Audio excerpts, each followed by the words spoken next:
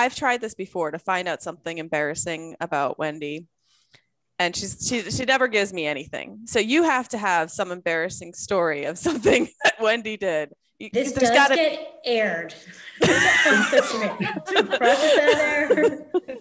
Welcome to The Defense Never Rests with Morgan and Akins, your monthly dose of uncommon sense about all things legal and some that are not. Hey everyone, welcome to this episode of The Defense Never Rests. Today we have a very special episode. I am joined by my colleagues Wendy Smith, Lisa Miller, and Melissa Tamiano, and we are going to have their moms on in honor of Mother's Day. So how are you ladies today? Good, Megan. Looking forward to introducing the world to our moms. Hopefully it's not too embarrassing. I am super super to have your moms on just so I can learn a little bit more about you guys and just, get a little taste of what, your upbringing and, just get to know your moms a little bit. So I'm super excited. And maybe we'll get some, embarrassing stories out of the mix too. So with that said, we'll bring them in. Hi, everyone. Thanks so much for coming on to this, I would say, special episode of The Defense Never Rests, because we're not really here to talk about anything legal or claims. I thought it would be a great idea to have on some of our moms and ask you guys some questions about your daughters. And of course, I have questions for them too.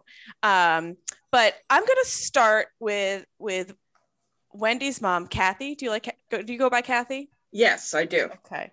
So for our listeners out there, Wendy is our chair of our Northeast Comp Department, and you are her proud mother. So, we all know the Wendy that we know in the office. Very much a mover and shaker, always busy. But, growing up, how would you describe Wendy as like a kid, adolescent, teenager? She was always a mover and a shaker. And one of the earliest things that I can remember is they used to sell in Kmart high heel shoes that were pumps in every color for like $10 a pair. And I had a whole slew of them in my closet. And Wendy loved these shoes. And she would go in and take the shoes and put them on her little 2-year-old feet and run up and down the sidewalk with them. She still does it. I wear sneakers these days. So she was always moving. I believe it, because at least when we were back in the office, Wendy was always wearing heels, and you could always hear her clickety clickety clickety clickety around the office. So I believe it. And she still does it. I thought you were going to tell the vitamin story. Oh, well, yes. Let's hear it. She was 6 months old when she came over from Korea, and her brother, who has a handicap, he was in Shriners Hospital when Wendy came. So I had to have a babysitter so I could go to the hospital. So I left Wendy the day after I got her with a friend whose mother was a nurse, and her mother was there as well. And when I went to pick Wendy up, they said, "Don't ever give this child vitamins," because she was just so active and so all over the place at 6 months old. Oh, I love that. When I'd give her a bottle, she would jump all over my lap. She couldn't hold the bottle, but she was jumping all over the place. I love it. So, Susie, yes. You are the loving mother of our Lisa Miller. And first of all, Lisa always makes us laugh with her little jokes during all our meetings. So I'm going to throw the same question to you. What was Lisa like growing up? Did she always have a joke? I mean, because she really always has one for us. Let me preface that by saying if she had been first, she would have been an only child. and I love her with all my heart. And I've said this to her many, many, many times, that she would have been an only child. She was a handful. She never slept. I mean, as an infant, maybe she slept 22 minutes all day long. And she just wanted to be held. She could pick up her head at a week old and just wanted to look around and around and around. She was nosy. She just wanted to be a part of everything. So, yep, she would have, but otherwise, yep, she's my only girl. So raising Lisa was very much different than it was raising the boys. Mm-hmm. The boys never questioned my authority. Lisa did all the time. Why? Oh. Why? Or why not? Yeah. So, and the boys, we all called her Loudmouth Lisa because she always had something to say. Always. She has a brother who is just 10 and a half months older than she is. Andy didn't have to talk ever because if you said to them, they were almost like twins. If you said, Andy, do you want a cookie? And she said, yeah, Andy wants a cookie and he wants a vanilla one. Andy never had to talk because Lisa did it all. Yep. But she is the pride and joy of my life. Oh, I love that. Yeah. Well, advocate from a young age. You're destined to be a lawyer, Lisa. She said that because how old was I when the teddy bear, when you sent me to my room? Oh, yeah. Oh, maybe 3 years old. And I sent her to the room because she had been naughty. And I said, you go upstairs and think about it. And she grabbed her teddy bear and she said, I just wanted to be with him anyway. So up the steps you went, you know. I love that because it's just switching around. Like, you're not punishing me. I just want to hang out with my bear. Yeah. I'm going to change the dialogue right now. Quickly, before we move on to Sandy and Melissa, Lisa, do you sleep more now? Oh yeah, I love a good nap. Like, Oh yeah. you know, I was like, I realize now as an almost 50-year-old, what a fool I was to not want to nap. Like, you know. I had this same problem too, because I no sooner get comfortable in bed and then I would hear the noises from the next room, you know, and get up, lay down, get comfortable again. And then Wendy would be active. I think she had a little time change problem for most of her life. I think I still do. I can't sleep. Yeah. I'm the opposite. I can't sleep. I'm a night owl. Yeah, I hear you. I'm a night owl too. So Sandy and Melissa, so let us know, you know, how is Melissa as a kid and adolescent, teenager? See, this isn't fair because Melissa can like pinch her mom. Her mom's I know. Her hands are on the desk. You can't see her hands. But she can kick you under the table. She has like her foot on yours and she just presses down really hard. Okay. Melissa was, well, the opposite of what Susie said. If I had my second daughter first, there wouldn't have been another one. But Melissa, well, we call Melissa Missy. Missy was always a good girl. From the time she was a year old and all through her teen years, all growing up, she was a good girl. And I can remember maybe, what do we always say, maybe 3 times in her entire life where she went ballistic and had a meltdown. Other than that, she was always a really good girl and a smart girl. She was always, where she got the smarts from, I don't know. She didn't get it from me. Maybe her father. But she was always, on her first birthday, like most first birthday babies are babyish. And Melissa, on her first birthday, we had lived in an apartment and we had everybody over for her first birthday. And I was sitting on the floor with her and she had all her presents. And I was sitting Indian style and she was sitting on my lap. And she would get a present from somebody. And a lot of it was clothes. There were some toys, but a lot of it was clothes. And she would take the outfits at a year old and actually hold them up and kind of model them and then put them back down. So she was always very smart. And we always said she was always ahead of her time. And she was always a good girl. That wasn't too bad. Thank you. Well, actually, the picture hasn't come up yet. That's true. That's true.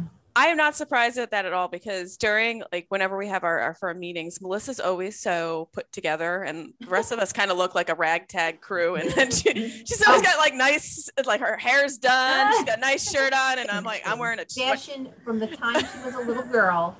There was always pearls. She was 2 and she would have her pajamas on and she had her pearls on. So from the time she was little, it was pearls forever. Pajamas and pearls, regular clothes and pearls. She always had her pearls. And my handbag. And your handbag. I was about That's Elizabeth. Yes. I don't know. Yes. Yeah, I actually learned something from you guys. I'm not very good at accessories, but so all right. So now we're going to turn to Wendy. What is one lesson that your mom has taught you that you still carry with you today?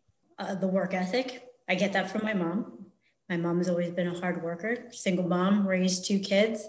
And she always stressed the importance of education. And I've always carried that around, and I stress that. I give that back to people, to people that are interested in going to law school, nieces and nephews who are, trying to get into college and things like that. I'm like, the most important thing that the biggest gift that you can give yourself is education. You should never stop learning. And my mom has always instilled that in me. Yeah. And I can see it too, because you are one of the hardest working people I think I've ever met. So good job. Thank you. Good job with that lesson. So how about you, Lisa? What's something that your mom taught you that you still carry with you today? Again, I'm going to echo Wendy's sentiments exactly. Work ethic. I mean, from the time that I was little, my mom was a dental hygienist for over 50 years. She got up, she went to work, she worked hard, she raised 4 kids. My parents got divorced when I was a pretty young age. So it was my mom, raising, essentially we had like 2 separate families, because I have a brother that's, as she said, 10 and a half months older than I am. And then I have 2 much older brothers that are 11 years older and 10 years older. So she had essentially 2 sets of Irish twins, but my mom instilled in us a work ethic, and she also, taught us how to, stretch a dollar to every last penny. That's something that she instilled in us from the time that we were little. And she has always been, an inspiration to me in terms of not only how to work hard, but she also is a very strong person. Her strength, I think, is something that I admire.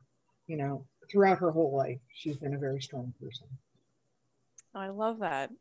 I'll say something that when you mentioned how to stretch a dollar, say something that my mom got from her mom that she has passed on to at least I think my sister and my brothers and I, is how to make sure you do not waste one piece of food. Like everything in that fridge can get used, and in the end you make a soup. Like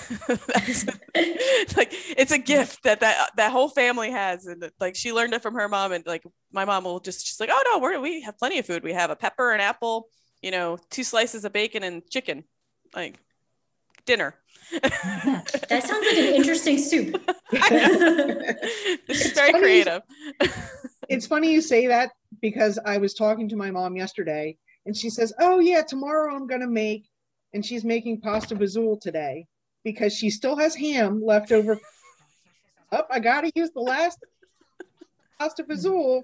Like, okay, so you'll be eating that for another week. So she's the same way. She's an excellent cook, but she can make 15 different meals. She's like the MacGyver of the kitchen. Yeah. Leftovers. So yeah, it's a lost art on me. Yeah. How about you, Melissa? I think that my mom can make any situation fun. Ooh, I like that. And she doesn't drink, so it's not because she's the fun drunk at the parties, like at all. She doesn't drink, but I feel like you still are like the life of the party.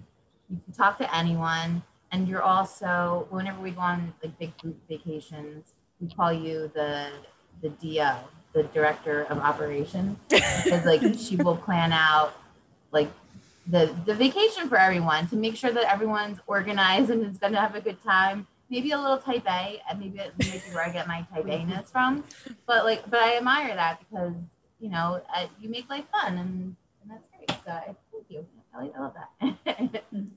And you need that too. You need the cruise director to make everyone follow along. If you want plans to see see it through. You need someone in charge, otherwise you're hurting cats.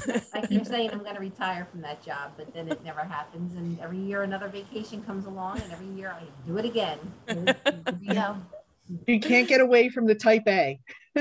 No, but every family needs that. You always need the organizer. You always need somebody that's going to plan the food, or it's a disaster because people don't know what to bring and where they're going and stuff like that. So every family needs one of those. And now we've got you, and you can do that.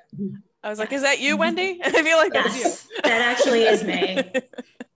I'm like, we're going to do this for dinner, lunch, whatever. I'm like, we're going to have this. I'm a very timed person, but I actually think I get that from this job because we're always billing time, looking at time. And I feel like that's just transferred over inadvertently into my life. Like I have like enough time to do this, enough time to do that. Everything's like in a slot. Yes. I do it all the time too, especially even like cleaning the house. I'm like, okay, it's going to take me X amount of time to clean this room, and then I can move to this room. Sometimes it's a terrible way to live, but I know no other way around it, really. All right. So back to you, Kathy. So I would love to hear what you can think of your proudest moment of Wendy. Oh, there's so many. I know. She's so hard. Like, really, it's really hard. And, I when she graduated from law school, I was so very, very proud. And in high school, I am just really proud of the woman that she's become. Thanks, Mom. How about you, Susie? I can't even begin to describe how proud I am of so many, many, many times. I mean, even going through her childhood, there were times when, she pitched the winning game and then the awards in high school, just everything. Law school and graduating from law school. It is just, I can't even pinpoint one particular time because I'm proud of her every day, every single day. She had a lot of adversity growing up and she came through it beautifully. So I'm just proud of her every day. I cannot pinpoint one specific day or time or thing that she accomplished that I'm probably more proud of, because just altogether, it's just being proud every single day of her. Well, now you're making me cry too. I didn't expect that. Well, we're proud of Lisa too. Oh, thanks, extremely proud of her. So how about you, Sandy? I'm not proud at all. Oh, good. Thank you. No, Thank you. Just tell us all the terrible things. I'm so embarrassed. I'm so ashamed. No, following with what the other lady said, of course, all the big achievements, the graduations. I never went to college, so her graduating college was a big deal. And then graduating law school was an even bigger deal. So we're all very proud of her for that. And also her singing and acting ability. Wait, I didn't know about that. Oh my goodness. In college, was in a lot of plays and did a lot of singing, had a lot of lead roles. So we were all very, very proud of her when she would get on stage and sing. And she still likes to sing today. Her and I do a lot of karaoke together. That's fun. But yeah, we each have our own microphones. So we are we going to get a performance here? I didn't bring the microphone. I mean, my mom is a singer. I mean, my mother is a professional singer. I'm not a professional. Well, you're a music major, and she has a beautiful, beautiful voice. I like to think that rubbed off on me, but I think that's just, for the car and the shower and things like that. I did try. I did try to instill musical ability, but you either got it or you don't. Yeah. Well, so Melissa, growing up, was that something that was always part of your life? Yeah, I feel like I always was singing to myself. I still do. I'm it's like a psychopath. At any point, I'm probably singing something to myself even. But yeah, I would. Well, you were in band. Well, She was always musical. I mean, my mom loves show tunes, loves Broadway, and now I do, and my sister does. You know, we love to go to shows when we were still able to do that. You know, we would love to go to New York City and see shows. So yeah, I think we've always been a sort of Broadway family, except for my dad. Oh, I kind of love that. Not as into it. I can't carry a tune worth my life, but my my daughters can. Like my older daughter, who's 8, she has not met a song that she doesn't know every single lyric to. Like we play a game in the car, and I try to stump her, and she has a voice. I don't know. She didn't get it from me because. Is it in your background, the musical? No, I think she probably got it from my husband's side of the family because my mother-in-law was a good pianist, and she sang in at her church. So I think that's where it comes from. It's not me. Because Wendy had a thing like it was in the blood. I don't know if you remember saying that, Wendy. No, it is in the blood. My mom's whole side of the family, they can play multiple instruments. They can sing. I mean, I can kind of play instruments, and I tried to sing and do that, but I do think sometimes it is like hereditary. Yeah. Maybe not. I don't know. I wish I had that talent. So I'm envious of anyone who can. So, all right, back to you, Wendy. You're back in the hot seat now, or the daughters are back in the hot seat. And this kind of piggybacks off of what we were just talking about. But what trait of your mom's do you think you have? Well, cooking. I mean, my mother always experimented with recipes and stuff growing up, so I still have that. And I always follow that rule that it's just an eyeball. We don't measure. I call my mom sometimes. I'm like, how do you make this? What do you do? I tried to follow the musical suit for a little while. I should say, I tried to buck against that for a long time. I was like, I want to play the violin. No, why don't you play the flute? We're not going to play the violin. I don't want to hear practicing and stuff because my mom used to teach music. And I'm like, well, okay. And I hated playing the flute. And my mom knows the story, so I could share this. So when I was in 6th grade, you couldn't play a sport. And I was very active, and I really wanted to play a sport, but you had to wait till you were in 7th grade. So my mom, paid for the flute, and she thought I should be in marching band. And I joined, and I never played a note. I stood out there. I went to cavalcades. I stood out on the field, and my rationale was, who's going to hear me? Who's going to hear the flute? Everybody hears the drums. They hear the percussion. Everybody, like the horns and stuff. Who's going to hear the flute? I tried, though. I mean, I was like, either I'm going to know how to play the music, or I'm going to learn the marching. And I feel like you'd rather be in line with the people marching, so it looks like it. But no, I do like show tunes. I do love musicals and Broadway and stuff. So I do get that love of music from her as well. I did the same. I played the flute as well, and I was terrible. And I did the same thing. I just during the concerts, I would just kind of hold it up and just move your fingers and then wait for it to be over. You had to practice, and I didn't enjoy practicing very much. The thing, I didn't practice very much either. How about you, Lisa? Again, I would probably say the cooking thing from my mom. My mom is a wonderful cook, and she has family recipes that she will make, and I'll say, I want to know how to make them. I remember fond of being a child. She gets up early and she'll make meatballs, and I remember being 5-6 years old in the kitchen with my mom on the little bench in the kitchen and rolling meatballs out with my mom, and it's early in the morning, and that's what we were doing. But it was good, like fond memories of a kid, cooking with your mom at a very young age.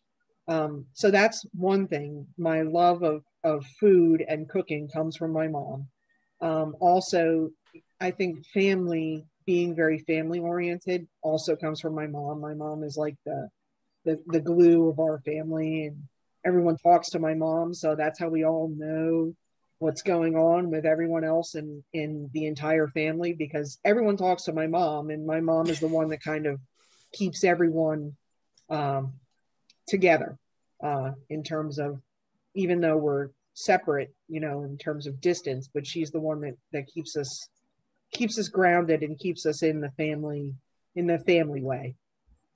So. Well, I love that. And, you know, it's true with the cooking. I see, like, that happened. I see that in my own family. And I even try to do it with my kids, but I remember that too, like, you know, making whatever, usually with my mom, it was cookies, but doing that together. Both my kids love to cook now too. So I hope they can carry forward some of those memories that you have. So how about you, Melissa? I think we love we love keeping track of celebrities and gossip, and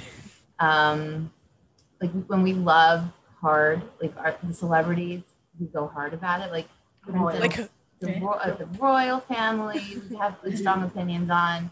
My mom is obsessed with Outlander. I don't know if anyone's seen Outlander. Like, the main character, she has met a couple times. Like, she's gone to an event. Like, really obsessed. So I can get that too. So we love gossip. We love like the magazine rags that you get. So I would say that we definitely share in that. Are you pro Harry and Meghan, or are you? Yeah, I think I am. I think I am team Meghan and Harry. Yeah. So this is totally off our topic, but so did you think that the interview, like, did you think they were I felt like some of it, Meghan was a little staging some of it. Yeah, I think so too. I definitely think that they have, their own agenda, but I mean, whatever, right? I mean, the whole thing about royals anyway is kind of ridiculous when you think about it. Like, you're people, like, you're royal, but you're also just people. So, I mean, it's like watching a movie, I think. Yeah. I mean, it's their real life, but it's fascinating.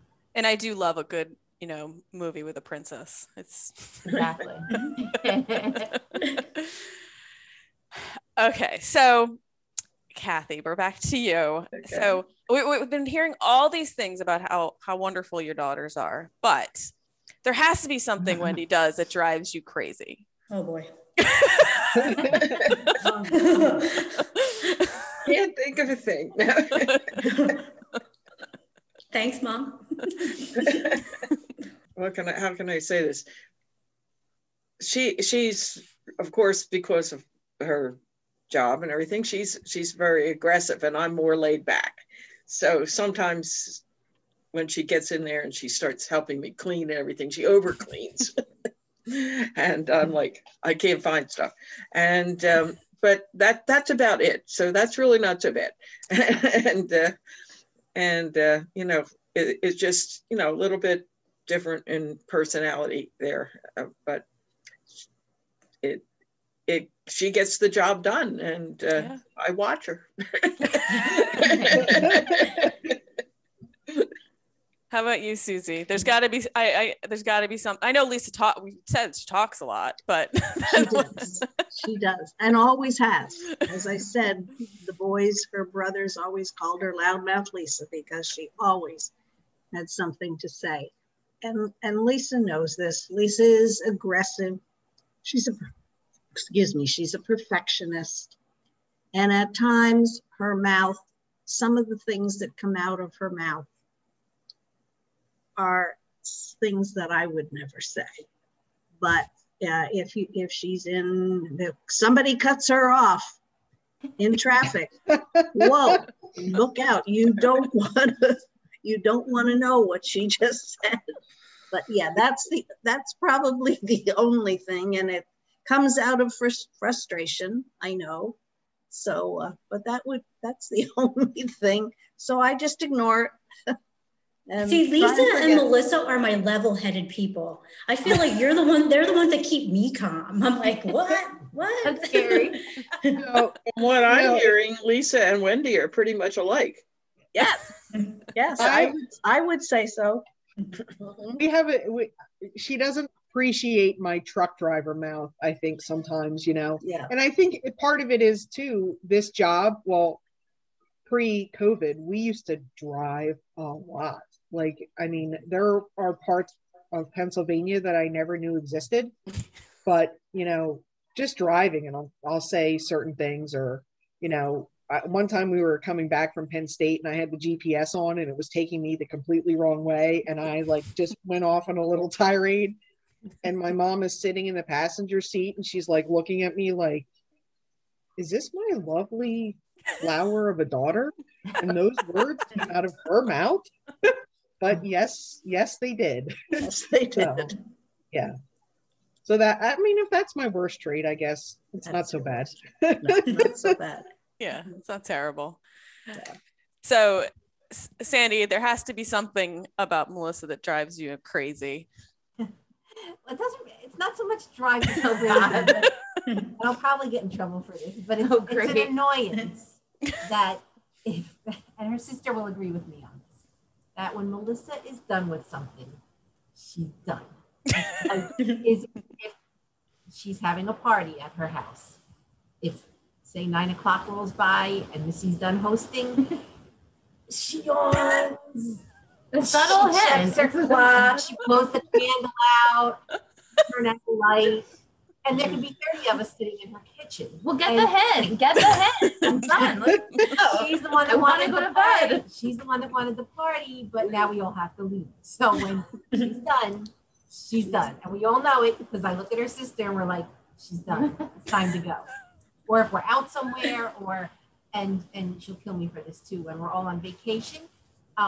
Usually every year, and we're doing it again this year, there's a big group of us. It's usually close to 20 people. We all go to Mexico. And Melissa likes to nap quite a lot during the day. And Lisa, I know you said you like a good nap. And yes, it is. Yes, it is. They like to nap. And I'm like, why? You're in this beautiful place. Why do you want to sleep all day long? I know you're annoyed at that. I know you are. Yes, it is true. It's a vacation. You do what you want on vacation. So now we've all learned to say we don't question her vacation lifestyle. That's right. She gets annoyed. Yeah. Well, I will say it's because these two are such hard workers. Thank you. And by the time you get to vacation, you drop. It's like you forget like how much you run in this job. And then when you get to, I mean, for me, it takes me like halfway through the vacation just to relax. And then once you're in that relaxation mode, it's just like, leave me alone, just sleep, read a book. Like you just want to chill out. So I get it. Thank you. Yeah. Yeah, blame me. You can nap guilt-free on vacation. Thank you. I totally agree. But it's true. I don't think it matters what kind of a job you do. You have to have a certain, maybe 2 days to get it all out of your system before you can really relax on your vacation. Yeah, that's true. I agree. Of course, now I need to switch it over to the daughters and ask them something about their moms that drives them crazy. Okay. And I'll start this off with my own mother. My sister and I talk about this all the time. The one thing that she does that drives us mad.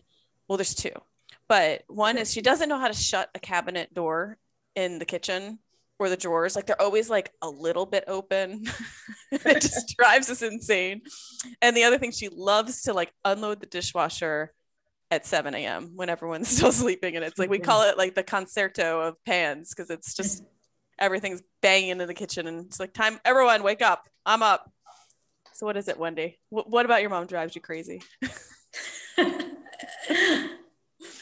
Well, we don't live together anymore, which, when I was growing up, I'm like, oh, I can't wait to get out of this house or whatever, but I miss it. Sometimes when I come home, it's just nice to have your mom take care of you, since I'm always the one taking care of my household. I think what my mom said is true. Like we have very different personalities. Like I am on the go. I feel like I have limited time and I want to get this stuff done. So I come in like a bulldozer. I'm like, we're going to get this done, this done, this done, this done. And then I'm out. And my mom is not like that. This is not a pet peeve of my mom's. This is just something that is very different. I think it's very unique about my mom. It used to embarrass me when I was a kid, but I love to tell people this. My mom is a Civil War buff. In fact, I have a pin somewhere that says I'm Civil War daughter or something like that. She bought me years ago. And when we would go on vacation, like if we were driving somewhere, like let's say like down across the Mason-Dixon line, you know, we'd be driving on the road and all of a sudden we'd like veer off on the side of the road and there's a brown sign that says something, something battlefield. And we get out and look at it and it's just a big open field of grass. And I'm like, what am I looking at? You have to feel it. Yeah, there's a feeling. And I'm like, okay. But I think it's awesome. Mom, I love telling people that you really, I mean, I think my mom should be a tour guide, you know, at Gettysburg and stuff. She's given small tours and stuff for that. Do you read a lot of nonfiction books about the Civil War, or is it just something we're sitting right now in my Civil War room? Oh, that's what I was wondering. Excuse me. Originally was Wendy's bedroom. And did not look like that. Yeah, it did not look like this, but and Wendy, it's one of those in the blood things because she's a cousin whose mother did the same thing. When they moved out, they changed the room. To a Civil War room. That's the key. It's not like you just changed the room, you changed it to a Civil War room. And when my cousin told me, I'm like, your parents did that too? Like, what? So the walls are gray and the carpet is blue and there's the blind. Oh, no. We cut this out. And behind me, there's Civil War art. Yes. I know. I was wondering. I was looking at those plates and I was like, those look like they might be Civil War plates. Yeah, so you sure are. General. Yeah. How about you, Lisa?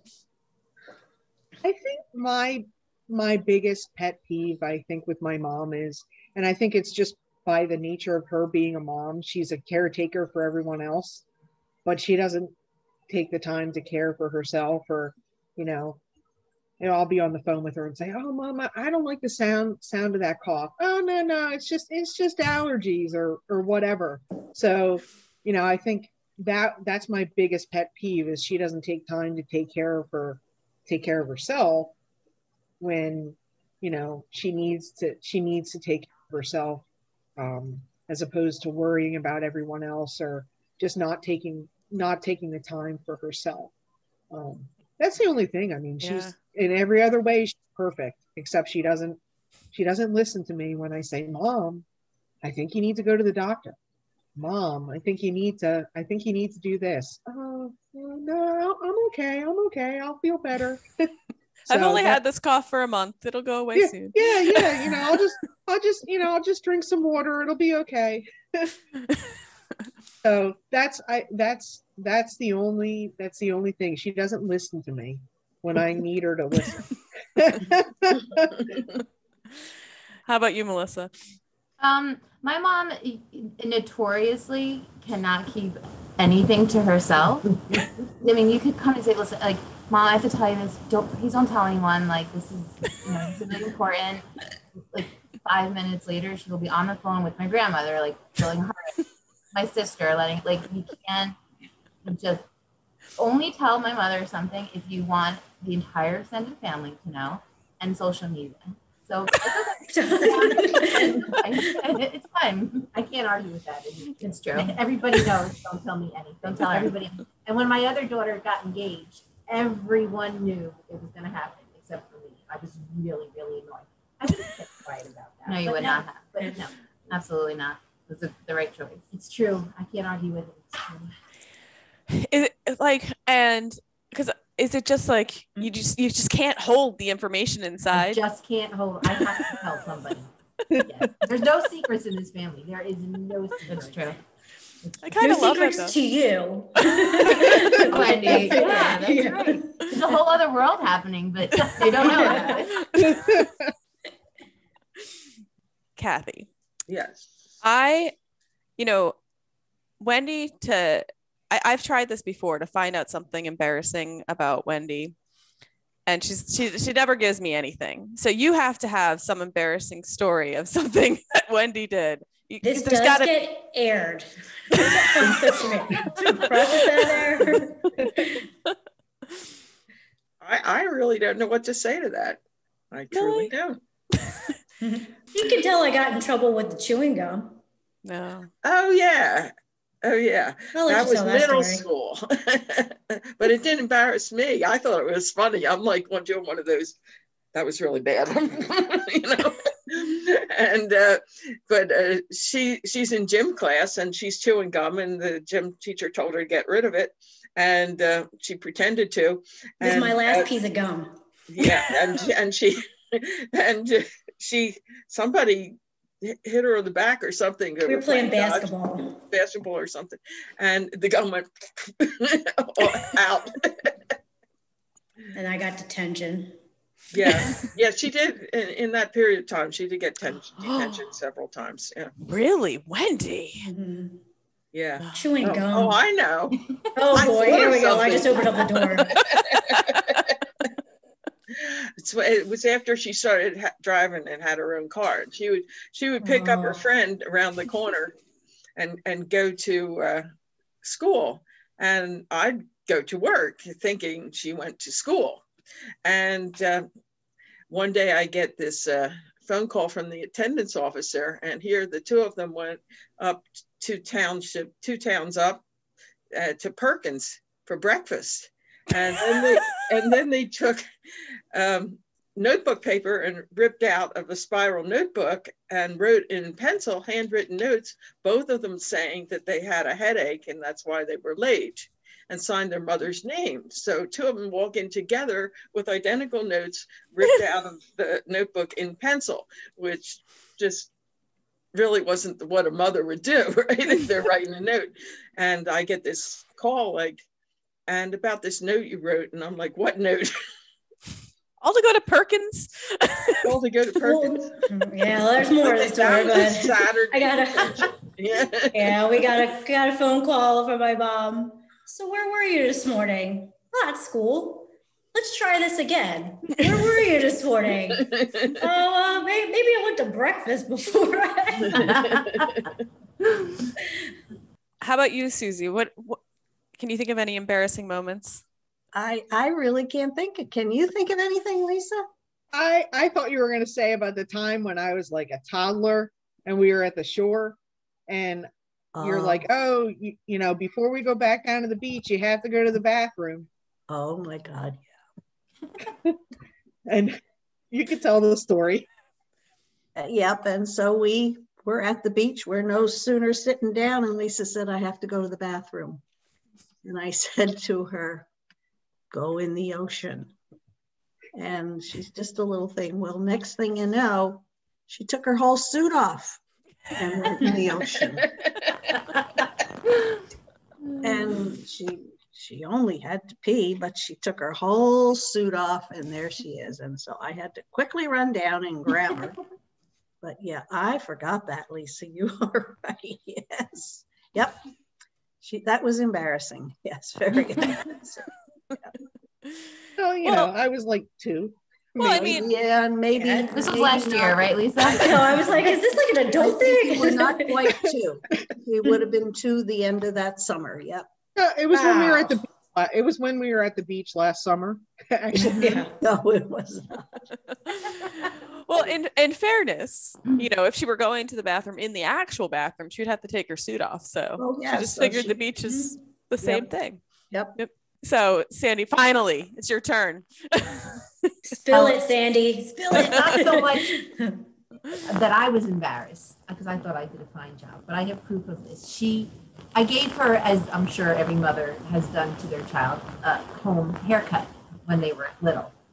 And I just happened to, I thought I did a great job of this haircut. I was 6. All right. So, and she hates this because she's been traumatized by this. And she said that somebody told her she looked like a squirrel. So, Oh, Now, to put it in context, we were in the kitchen and I had nice long hair at this time. And she said, I'm going to give you a haircut like me. And now this was in the early 90s. So it was like a nice modern 90s haircut for a grown woman, not a 6-year-old. So then I did. I I had this horrible haircut. I went into first grade feeling confident, was told I looked like a squirrel, and then that was it. So now, forever, Never recovered from that, ever. Have you had bangs since? no, I don't think so. Actually, that was it. Only one stint with bangs. I thought I did a good job. I was happy with it. I definitely had that bowl cut that like started here and it went, you know, it looked like my mom just put like a bowl on my head and then just cut around it. Oh man. And the bangs started like all the way back here. We're going for the layered mullet look. So I you know, it's it's there. I had a similar experience, Melissa, but it was my neighbor's mom, my best friend's mom, that did it to my hair, beat my mother. And I was wondering why it was like 3 hours. I'm sitting there, they put me in front of the television, they're bringing me like coloring books and stuff, and her mom's cutting away. And I'm like, oh, this is really long, and I'm little, I want to go. The next thing I know, I had like no hair. I looked like a boy. I'm like, what? Oh, no. I cried. Thank God it grows back. Yeah. I mean, let's face it, over this last year, I think there were a lot of bad haircuts that happened. Like, yeah. I mean, or non-haircuts. Or no haircuts, yeah. Yeah. I mean, at one point, my older daughter, like her hair was so knotted underneath that I was like, we're just going to have to cut it out. Like I'm not getting a brush through here. So I had to like, it was under her hair. So she had, you know, and then when I finally got a real haircut, they're like, did you know that there's this like a part that's, I'm like, yeah, I actually cut it. She didn't cut her own. But I mean, I even had my neighbor cutting my kid's hair for a little bit because it was getting out of control. Mm-hmm. How about you, Lisa? Anything goofy about your mom? Not necessarily like a goofy thing, but it's just something that she really enjoys. She is very involved with her church and activities. And I don't know if that's really a function of, you know, when I went away to school, she needed something to like fill her time, but she's on the church council, and they put on a play every year for the community. And she's very involved in this like 12th night pageant, which is basically Epiphany for Catholics. And so she is very involved in church, and she is, you know, my friends will call her the church lady because of how involved she is with that. One of my friends from law school, actually, she also has very I guess very smart sayings. Like she'll say, almost like a guru would say certain things. Like one time she said to me, what you do on your birthday, you do every day. So if you do, like, if I was for some reason, I think I was a little kid and I was going to cry. I cried on my birthday for something, probably because one of my brothers did something to me. She's like, you can't cry on your birthday because what you do on your birthday, you'll do every day. And that like stuck with me. And she also has very, like very funny sayings. Like, they'll say to me, is that a Ma Blackism? And I'm like, yeah. And one of my friends just randomly texted me. She goes, what does your mom call it when you have to eat what's left? Or you're going to throw it away. And I'm like, oh, when you have to eat the leftovers, it's called muscos. She doesn't call them leftovers. She calls them, they're muscos. Yeah. And I was like, oh, okay. And she's like, yeah, she's like, I love your mom's sayings. Like, she has very funny sayings. And I don't know if it's from where the area where we grew up, but she has a million sayings for certain things. Like if you're out of sorts, you're not out of sorts, you're gawky bunky head. Or you're gawky bunky head today. Like up, shup, and a boop. Oh yeah, up, shup, and a boop. So that's if you're doing something and you're just doing it quickly, just to get it done, and you don't do it right, she'll say, Lisa, you up, shup, and a booped it. And I'm like, you're right, Mom. You're right.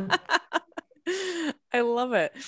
And I love hearing about how involved you are with your church, because I'm sure it gives you like a sense of community, and belonging. Like that's something my mom always talks about too, that she wishes that she was more involved with a church, just because you always have your group right there for you. Yes, it's a church family. I call that my second family. Yes. So Melissa, what about you? I don't know. This is just something that's like, I think, unique to my mom. It's not unique, but she loves to travel. And I guess prior to COVID, my mom's sister, my Aunt Jen, is a pilot for American Airlines. So with that, you can basically fly like for significantly less money. So my mom will just, again, like pre-COVID, my mom would just randomly be like, oh, I'm going to Paris, with Jen.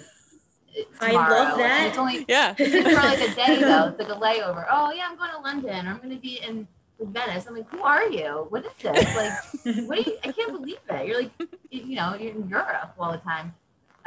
But that's the thing. Like, you love traveling so much that you will go spend 8 hours on a plane for less than 24 hours somewhere just to do it. So that's something that's really cool. I don't know that I would want to do that. It's a lot, but. She loves it. We've gone to, I've gone to Scotland with my sister a couple of times, and I'll just be, I'll talk to Missy the day before, and I'll be like, oh, I'm going to Scotland tomorrow. Say it's a Monday. I'm going to Scotland on Tuesday. I'll be back on Thursday. And I go over there, and we just do 3 days of sightseeing in less than 12 hours. And it's a whirlwind all the time, but it's so much fun. And like Missy said, I do love to travel. She sat in the cockpit of a plane, which is scary. I didn't fly it. We were grounded, but yes, I've been in the cockpit. And, it's fun when your sister's a pilot. You get a lot of perks. So. Yeah, that's awesome though, because I mean, like I would say you never regret traveling somewhere. I think that's true, and I mean you might as well do it if you can. Right. Take advantage of that. Mm-hmm. And if your sister's looking for anybody else to tag along, let me know. I'll put you on the list.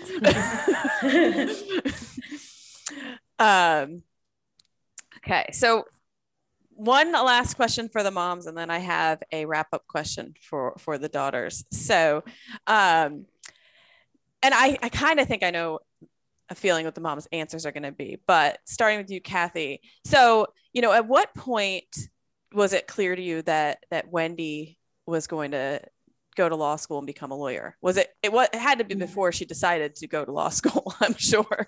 Oh yeah, so it was a long time before. In middle school, they had a day that was had to do with jobs and vocations, and she came home from that and said she thought about being a plumber because they made a lot of money. They do. And they do. They made a lot, but it would ruin her nails, so she thought she'd be a lawyer. That's logical.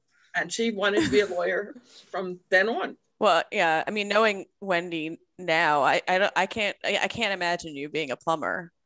I don't know. We're doing pretty. You should see my bathroom renovation right now. I feel like I'm like a contractor here.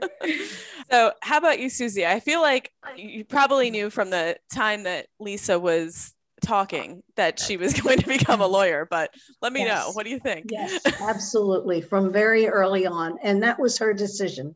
She talked about that very, very early on in her grade school, later grade school years.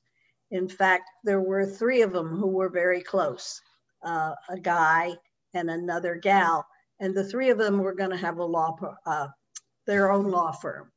Well, Lisa, God willing, was the only one that is a lawyer. But yep, very early on, she was going to be a lawyer. And her brothers said, you better be a lawyer with that mouth. We don't call you loudmouth Lisa for nothing. Yes.